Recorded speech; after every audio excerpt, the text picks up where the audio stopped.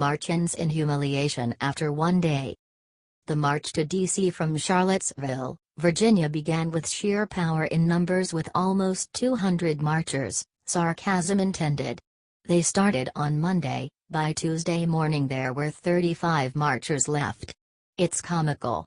This is a mega march. Over 200 people came together today to take a stand against bigotry and hate, march organizers said on Twitter. We're marching from Asheville to D.C. Join us, gville2dc.us. The overnight train stopped all by 35 marchers from continuing their march.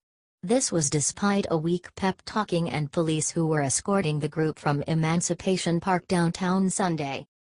We have started the day. The group tweeted shortly after 10 a.m., we have about 35 folks marching against white supremacy. Despite the vicious falling in population, the group still called it a victory. Decrease in numbers, the group still declared a victory, saying not rain nor sleet nor snow nor hail will stop us from marching from Asheville to D.C. The march was supposedly a direct response to the Unite the Right rally that was put together by a former Obama confidant posing as a white supremacist. This is where the Charlottesville violence occurred and a white supremacist drove into a crowd. It killed one person and injured 19 others. This is the time to confront white supremacy in our government and throughout our history, the group says on its website about the march. We demand that President Trump be removed from office for allying himself with this ideology of hate, and we demand an agenda that repairs the damage it's done to our country and its people. The group was planning to take the route that uses US 29 until they get to I-66. They will make their way to Washington where the march is supposed to end. The 10-day march starts at 9:30 a.m. every morning and is giving out vegan meals. In addition, the marchers will be provided with housing, and a security detail will follow the group, according to the group's website. What do you think about this mega march?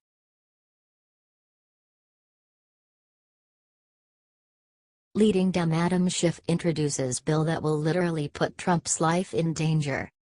Representative Adam Schiff is yet another obstructionist who is doing his best to stop President Trump. His latest effort is ridiculous.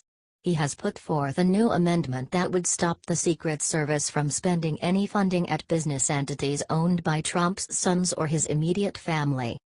The most ridiculous amendment we have heard from the left in almost a week is directed to the Department of the Interior, Environment, and Related Agencies Appropriations Act and would stop the agency's funding to be used to purchase, rent, or otherwise acquire goods or services, including hotel rooms, office space, or golf carts.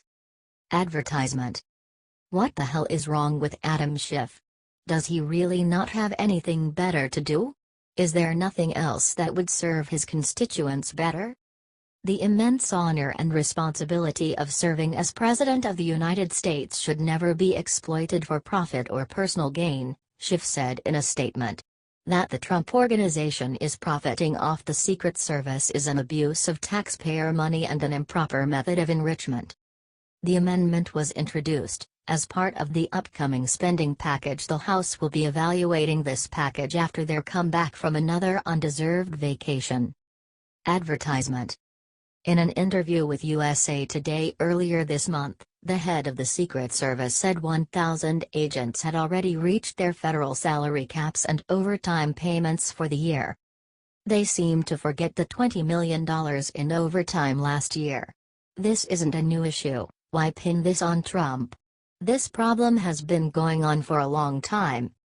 The president has a large family, and our responsibility is required in law, Secret Service Director Randolph Ailes told the newspaper. I can't change that. I have no flexibility. What is Adam Schiff thinking? What do you think about this?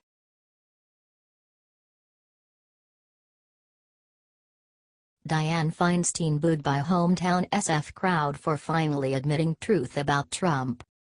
California Senator Dianne Feinstein was the recipient of heckling and boos from her San Francisco crowd on Tuesday. She received the boos because she said that it was possible for President Trump to become a good president. Why would they boo? Don't they want this nation to be led by a good president? During an open Q&A session at the Commonwealth Club, Feinstein was questioned on whether she knows if Republicans in Congress will definitively turn against President Trump by criticizing him publicly and urging him to resign from office. Advertisement. The audience was angry because of her response. It's funny to see the left consuming itself in rage and anger for no reason other than to be upset. Look, this man is going to be president most likely for the rest of this term. I just hope he has the ability to learn and change, and if he does, he can be a good president, Feinstein responded. Senator Dianne Feinstein was laced with boos after trying to be positive about a political foe.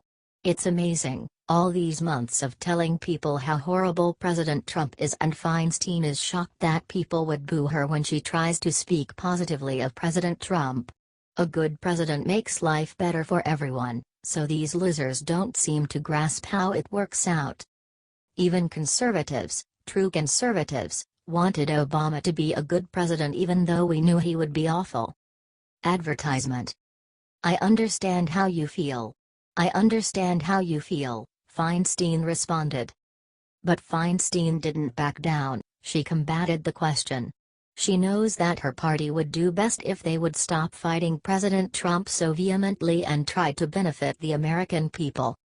What do you think of the Q&A session? Was Feinstein in the right about what she said? Share this story.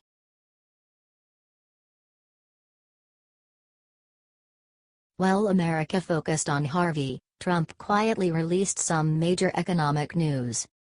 The U.S. economy grew faster than what was predicted. President Trump is having great effects on the economy. This is the fastest growth in over 2 years. Signs are pointing to sustained momentum for the third quarter. Gross domestic product increased at a 3.0% annual rate in the April to June period, the Commerce Department said in its second estimate on Wednesday. The upward revision from the 2.6% pace reported last month reflected robust consumer spending as well as strong business investment. Advertisement. This is the best since the first quarter in 2015. This was after a 1.2% growth in the first quarter. Trump is setting the economy up for huge things. Q2 GDP, revised, up 3.0% versus 2.8% estate. From CNBC. Retail sales and business spending data so far suggest the economy maintained its stamina early in the third quarter. Economists saw a limited impact on growth from Hurricane Harvey, which devastated parts of Texas. Advertisement. Growth estimates for the third quarter are up to 3.4%. There is also other data that shows the administration's success. Private employers ramped up hiring in August. They added 237,000 jobs, this was 36,000 higher than in July. The ADP National Employment Report was released ahead of the government's more comprehensive employment report on Friday, which is expected to show solid job gains in August and diminishing labor market slack. The dollar escalated again. This was impressive to climb as much as it did compared to other currencies. Interest rates will go up in December with the bounce back of the U.S. economy. With GDP quickening in the second quarter, the economy grew 2.1% in the first half of 2017. While that was up from the 1.9% reported last month, economists said it was unlikely growth this year would breach Republican President Donald Trump's ambitious 3.0% target. What do you think of this? How good do you think the president can make the economy?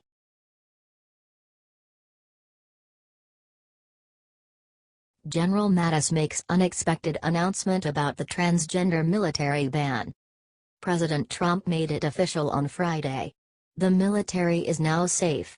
On Friday, the president signed a presidential memo that directed that the Department of Defense to stop accepting transgender people who are trying to enroll in the U.S. Armed Forces. General Mattis will enforce this directive. The memo details Trump's previous Twitter announcement last month that he would re-implement a ban on transgender people serving in the U.S. military, and officially requests the Pentagon begin to implement the ban. Advertisement. This will strengthen the military in two ways. It makes sure that everyone in the possibly affected units is safe as well as the potential enlisted transgender individuals. Also, it saves the military some money. Granted, it's not the biggest amount of money ever recorded, but it certainly makes sense. Trump's memo bars transgender people from enlisting, but instructs Secretary of Defense James Mattis to further explore how to handle transgender people currently serving in the armed forces. This is a good thing for everyone. Transgender people tend to be mentally ill and have a very high suicide rate. That is not something someone needs in his or her battalion while on the front lines in a war. Advertisement. War is stressful enough without people who already have mental issues and serious confusion on the brain. This takes into account the safety of the unit and the mental health of the transgender individual.